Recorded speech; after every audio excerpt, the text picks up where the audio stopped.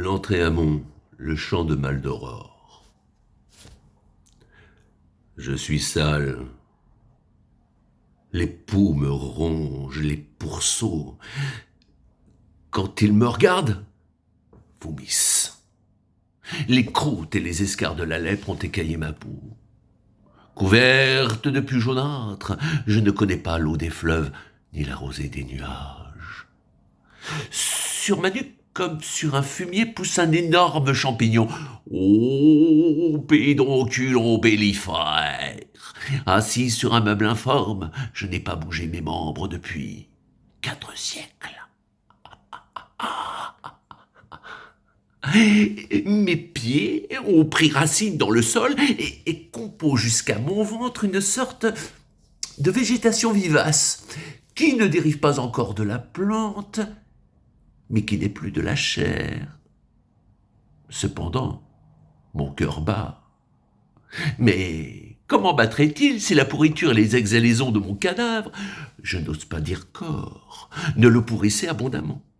Sous mon aisselle gauche, une famille de crapauds a pris résidence, et lorsque l'un des deux remue, il me fait des chatouilles. Prenez garde qu'il s'en échappe un et ne vienne gratter avec sa bouche le dedans de votre oreille.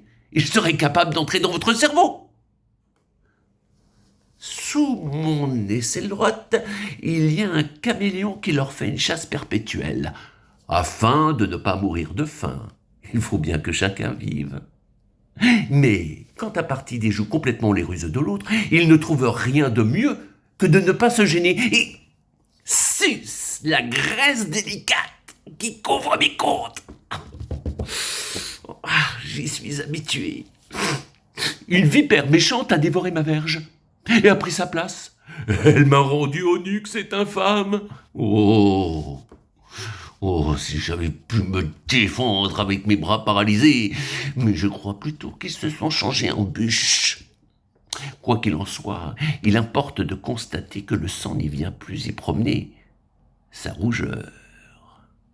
2 petits hérissons qui ne se croisent plus ont jeté à un chien qui n'a pas refusé l'intérieur de mes testicules. L'épiderme soigneusement lavé, ils ont logé dedans. L'anus a été intercepté par un crabe. Encouragé par mon inertie, il garde l'entrée avec ses pinces et me fait beaucoup de mal. Deux méduses ont franchi les mers, immédiatement alléchées par un espoir qui ne fut pas trompé.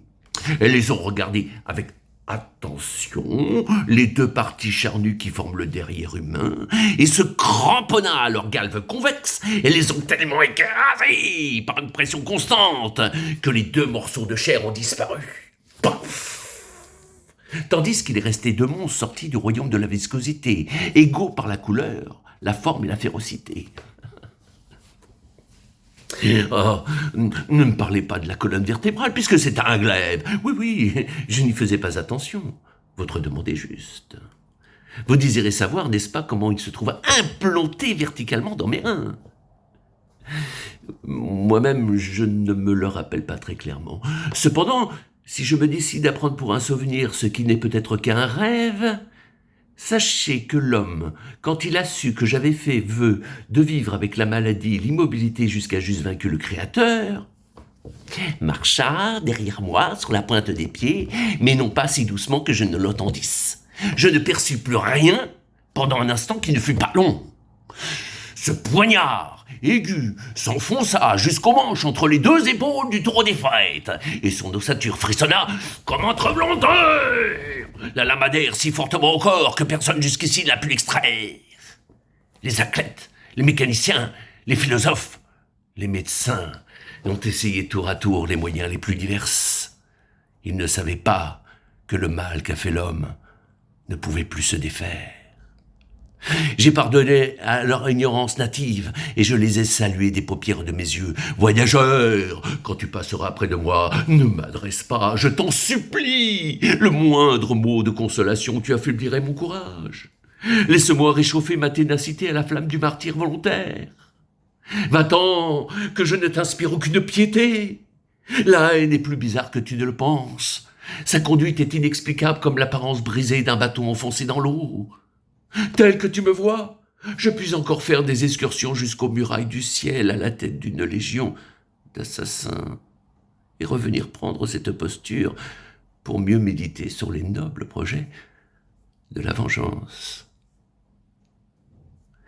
Adieu, je ne te retarderai pas davantage, et pour t'instruire et t'inspirer, réfléchis au sort fatal qui m'a conduit à la révolte, quand peut-être j'étais né bon. Tu raconteras à ton fils ce que tu as vu, et le prenant par la main, fais-lui admirer la beauté des étoiles et les merveilles de l'univers, le nid du rouge-gorge et les temples du soleil. Et tu seras surpris de le voir si docile au conseil de la paternité. Et tu le récompenseras par un sourire. Mais quand il apprendra qu'il n'est pas observé, jette les yeux sur lui, et tu le verras cracher sa baffe sur la vertu. Il t'a trompé, celui qui est de la race humaine. Mais il ne te trompera plus, et tu seras désormais ce qu'il deviendra. Au revoir.